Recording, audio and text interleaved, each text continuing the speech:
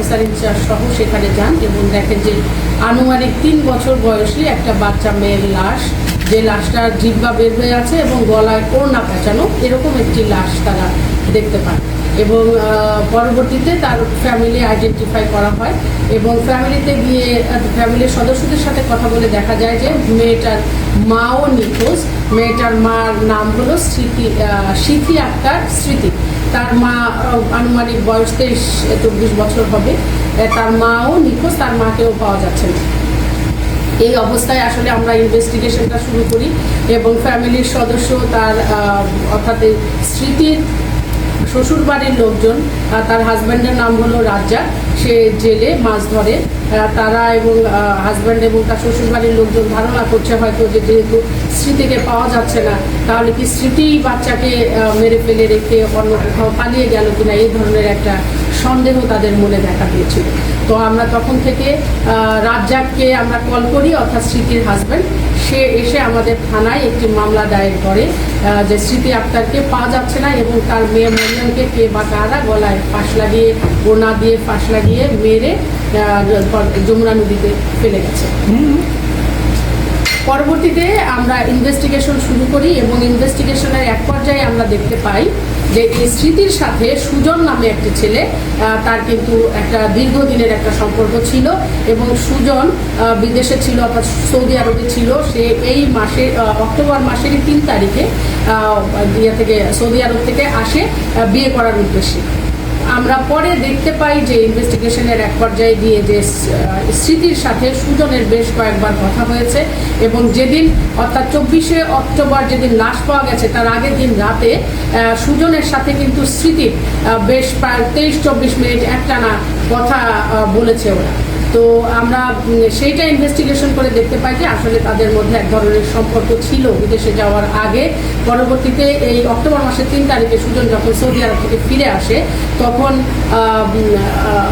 তাদের ভেতরে আবার একটা কথোপকথন হয় এবং আমরা সুজনকেই তখন টার্গেট করি যে সুজনই আসলে বলতে পারবে যে স্মৃতির ভাগ্যেই বা কী ঘটেছে এবং এই মেয়েটা মরিয়মকে কে আসলে মেরেছে। আমরা জিজ্ঞাসাবাদের এক পর্যায়ে আমরা তার ফোন কলটা ট্র্যাক করি এবং র্যাব আমাদেরকে এক্ষেত্রে কিন্তু সহায়তা করে। আমরা ফরিদপুরের টাঙ্গাইলের নাগরপুর থেকে সুজনকে নিয়ে আসি।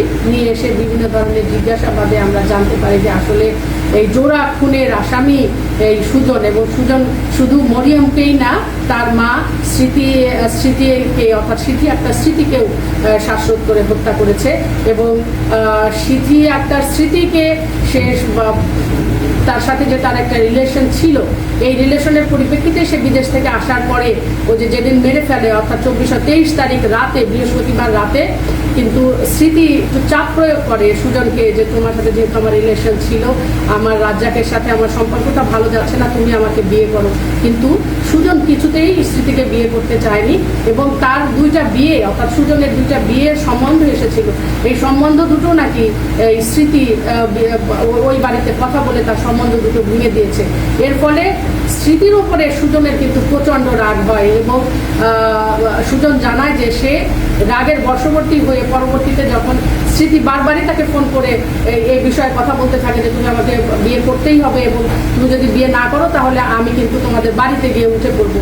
এদিকে পরের সোমবারে কিন্তু তার বিয়ে ঠিক হয়েছিল সুজনের এবং সে বিয়েটা ভেঙে যাবে এই ভয়েই সে কিন্তু মনে মনে একটা পরিকল্পনা করে যে তার পথের কাটা এই স্মৃতিকে সে দুনিয়া থেকে সরিয়ে দেবে এবং পরিকল্পনা মাফিক সে এই যখন ফোনে 7:30-8টার দিকে তাদের সাথে কথা হচ্ছে 23 অক্টোবর রাতে, তখন স্মৃতিকে সুজন বলে যে তুমি এই নদীর ধারে যে পেয়ারা বাগান আছে এই সাতুরিয়ায়, এই পেয়ারা বাগানে তুমি চলে আসো, তোমার সাথে আমার কথা আছে।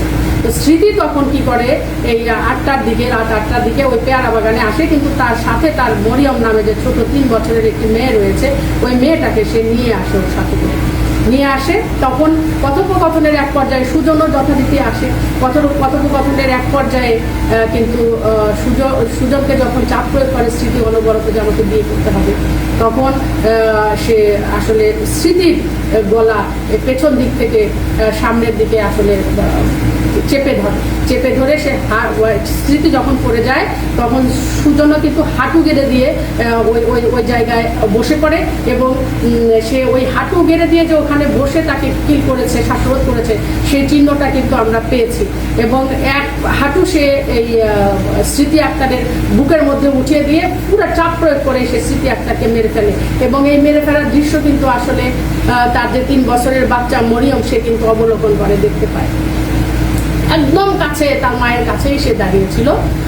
পরবর্তীতে সুজন কি করে, এই মাকে যখন দেখে যে একেবারে মারা গেছে, তখন সে তাৎক্ষণিকভাবে মানে ফ্র্যাকশন অফ সেকেন্ডে সে একটু সময় নাই সে ডিসিশন নিয়েছে যে যখনই মেয়েটা, এই 3 বছরের মেয়ে মরিয়ম যখন চিৎকার দিতে গেছে যে কাকু তুমি কি করছো, এই টাইপের একটা চিৎকার যখন দিতে গেছে, তখন এই মেয়েটাকেও সে তার ওই যে হাঁটু ধরে বসেছিল, এই হাঁটু ধরে বসে থাকা অবস্থাতে তার এই ডান হাঁটুটাকে জাস্ট সামনের দিকে একটু নিয়েই কিন্তু সে আবার মরিয়মকেও ধরে ফেলে এবং মরিয়মকেও সে শ্বাসরোধ করে হত্যা করে। এবং এত অল্প সময়ে খুব ঠান্ডা মাথায় সে দুজনকেই শ্বাসরোধ করে হত্যা করে ফেলে। এবং সে কিন্তু মনে মনে হয়তো যখন আসে পেয়ারা বাগানে, তখনই কিন্তু বাড়ি থেকে সে একটি বস্তা নিয়ে এসেছিল, এবং এই বস্তার মধ্যে সে স্মৃতির লাশটা ঢুকিয়ে পেয়ারা বাগানের যে পেয়ারা বাঁধার যে সুতো ছিল, এই সুতাগুলা দিয়ে সে এই লাশের মুখটা, অর্থাৎ বস্তার মুখ বেঁধে ফেলে প্রথমে এই লাশটা, স্মৃতির লাশটা নিয়ে সে যমুনা নদীতে কোমর পানির মধ্যে নেমে ফেলে দেয়। তারপরে আবার ফেরত আসে পেয়ারা বাগানে, ফেরত এসে সে মরিয়মের লাশ, 3 বছরের বাচ্চার যে লাশ, তখন এই লাশটিকে সে তার কাছে যে গামছা ছিল, ওড়না ছিল, এই ওড়না, ওর মায়ের ওড়না অর্থাৎ স্মৃতির ওড়না, এই ওড়নাটি দিয়ে হাতও বাঁধে, পাও বাঁধে, বেঁধে এইভাবে ঝুলিয়ে, অর্থাৎ যে মাছ বেঁধে যেভাবে মানুষ বাজার থেকে আনতো আগে, ওরকম ঝুলিয়ে তাকে এই নদীর ধারে নিয়ে যায়, যার ফলে এই বাচ্চাটিকে ড্র্যাগিং করার অর্থাৎ টেনে নিয়ে যাওয়ার কোনো চিহ্ন কিন্তু আমরা পাইনি। পরবর্তীতে যখন আমরা সুজনের জবানবন্দি নেই, তখন কিন্তু সুজন সব কিছু স্বীকার করে কিভাবে সে বাচ্চা মেয়েটিকে নিয়ে এই নদীর ধারে ফেলে আসলো। সে অবলীলায় এই 2টি হত্যাকাণ্ড ঘটিয়ে খুব ঠান্ডা মাথায় সে বাড়িতে চলে গেছে। তার ঘন্টা দেড়েকের মতো সময় লেগেছে, 9:30 10টার দিকে সে বাড়িতে গেছে, সবাই তখন ঘুমিয়ে পড়েছিল। সে গিয়ে বলে যে, সে বলেছে যে আমি তারপরে এশার নামাজ পড়েছি, ফজরের নামাজ পর্যন্ত আমি ঘুমোতে পারি নাই, ফজরের নামাজও পড়েছি। তারপরে সকলে যখন সাতুরিয়ায় ওই যমুনা নদীর ধারে গিয়ে লাশটি দেখেছে, ছোট বাচ্চার লাশ, তখন সবার সাথে সুজনও গেছে সেই লাশ দেখতে, এবং সেখানেও সে অভিনয় করেছে। অভিনয় করার পরে যখন পুলিশ এবং র্যাব এবং অন্যান্য সদস্যরা খুঁজছে, এই খবরটি যখন পেয়েছে, তখন কিন্তু সে কী করেছে, এই নাগরপুরে তার বোনের বাড়িতে সে গিয়ে পালিয়েছিল। পরবর্তীতে নাগরপুর থেকে তাকে আমরা র্যাবের সহায়তায় ধরে নিয়ে আসি এবং তাকে জিজ্ঞাসাবাদে সে সকল কিছু স্বীকার করে। আর সে 164 করেছে, ম্যাজিস্ট্রেটের কাছে জবানবন্দিতেও সে এগুলো সবিস্তারে সব কিছু বর্ণনা করেছে। তো আমরা আসলে খুব অল্প সময়ের মধ্যে, অর্থাৎ আমাদের 9 থেকে 10 দিন সময় লেগেছে এই সুজনকে ধরা সহ পুরো মামলার ইনভেস্টিগেশন করতে,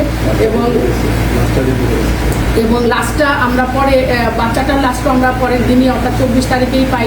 কিন্তু এই মায়ের লাশটি আমরা কিন্তু পেলাম হলো এই শুক্রবারে, অর্থাৎ 30 তারিখে আমরা এই লাশটি ফরিদপুরের সদরপুরের যে পদ্মা নদী, সেই পদ্মা নদীতে এই লাশটি ভেসে ওঠে। এবং ফরিদপুর থেকে আমরা খবর পাই, আমরা কিন্তু মানে সব জায়গায় এমপ্লয়ারিজকে পাঠিয়ে দিয়েছিলাম যে এরকম একটি লাশ যদি কোনো থানা পায় তাহলে যেন আমাদেরকে খবর দেয়। সেই পরিপ্রেক্ষিতে আমরা এই শুক্রবারে খবর পাই এবং শনিবার দিন আমরা কিন্তু আইডেন্টিফাই করি যে এই লাশটি আসলে স্মৃতি আক্তারের লাশ। আমরা আইডেন্টিফাই করি তার হাতের চুরিটি দেখে, আমরা আইডেন্টিফাই করি তার স্বজনরা, অর্থাৎ স্মৃতি আক্তারের যে আত্মীয় স্বজন আছে তারা তার দাঁতের গঠন, তার পায়ের আঙ্গুলের গঠন এবং এর শ্বাসরোধ করে যে মৃত্যু হয়েছে এটা কিছুটা বোঝা যাচ্ছিল। পরবর্তীতে পোস্টমর্টমে সব কিছুই বেরিয়ে আসবে এবং আমরা প্রাইমারিলি তাকে ইয়ে করেছি এবং তার ডিএনএ আমরা প্রোফাইলের জন্য সিআইডিতে লিখেছি। এগুলো আসলে ইনশাল্লাহ সব কিছুই কমপ্লিটলি প্রমাণ করা যাবে এবং আমরা প্রাইমারিলি কিন্তু পেয়ে গেছি যে সুজনই এই জোড়া খুন করেছে।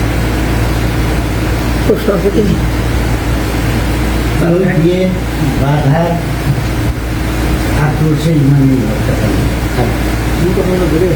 আসলে এই ছেলেটা সুজন, এই ছেলেটা আসলে আমি আসলে একটু বোঝার চেষ্টা করেছিলাম যে কেন সে এত হিনিয়াস ক্রাইম করলো এবং একটা মেয়েকে মারলো, তার সাথে তার রিলেশন ছিল, কিন্তু বাচ্চা মেয়েটাকেও সে মেরে ফেললো। এবং আমি ওকে জিজ্ঞেস করেছিলাম যে তুমি যে ওর মাকে মারলা, মারার পরে তুমি 1 সেকেন্ড অথবা 2 সেকেন্ডের জন্যও যদি চিন্তা করতা, তাহলে হয়তো ওর মাথায় একটু চিন্তা আসলেও একটু মানে সমবেদনা আসতো, অথবা বাচ্চাটির প্রতি তার একটু মায়া যদি আসতো, তাহলে কিন্তু কোনটা সে হয়তো করতে একটু তার ভিতরে দ্বিধা দ্বন্দ্ব কাজ করতো। কিন্তু কেন কাজ করে নাই? ওর লাইফস্টাইল জিজ্ঞেস করলাম, তো লাইফস্টাইলটা এরকম যে সে মনে হয় 4-5 ভাই বোন, ওই 4-5 ভাই বোনের মধ্যে ওর সবার ছোট, একটু ডান পিটে টাইপের, ছোটোবেলা থেকে সবাই আদর কাদরে মানুষ করেছে, এই টাইপের। ওর জীবন আচরণ খুব বেশি ভালো ছিল না, এই কারণে তাকে তার বাবা বিদেশে পাঠিয়েছে।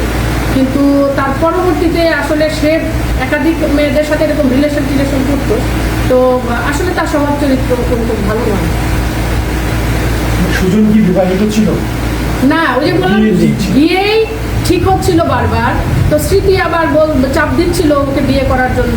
ও নাকি স্মৃতিকে বলেছে যে তুই তোর সংসার কর, আমি আমার সংসার করি। তো এই জন্যই স্মৃতির ওপর তার রাগ, তার বিয়ে 2বার ভেঙে দিয়েছে। আসলে এটা একটা সম্পর্কটা কি স্মৃতির বিয়ের আগে থেকে ছিল? স্যার একটা কারণে যদি আমার সময়টা একটু সংক্ষেপে বলি তাহলে তো আমাদের একটু বললি তো 10 মিনিটের বক্তব্য তো আমাদের একটু সংক্ষিপ্ত আকারে এই হত্যাকাণ্ডটি আসলে পরকীয়া প্রেমের জেরেই হয়েছে। পরকীয়া একটি রিলেশন ছিল স্মৃতির সাথে সুজনের। পরবর্তীতে স্মৃতি সুজনকে বিয়ের জন্য চাপ দেয়, সুজন তাকে বিয়ে করবে না, তাকে পথের কাটা মনে করে, এই কারণে সে তাকে দুনিয়া থেকে সরিয়ে দিতে চেয়েছে এবং নিয়ে ফেলেছে।